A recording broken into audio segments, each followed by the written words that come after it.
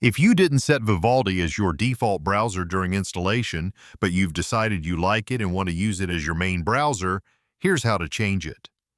First, open Vivaldi.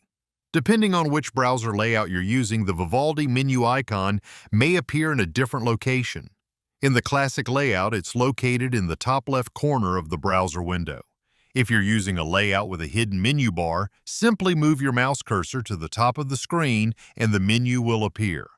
Click the Vivaldi icon and select Settings. In the General section, look for the option labeled Set as Default Browser and click it. Windows settings will now open automatically. Find the web browser section and click on your current default browser. This could be Chrome, Brave, Edge, Firefox, or another browser you're currently using. A list of available browsers will appear.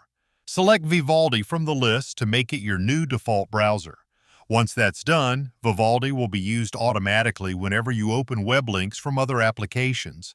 If this video helped you, don't forget to leave a like and subscribe for more quick and easy Vivaldi tutorials. Thanks for watching, and I'll see you in the next one.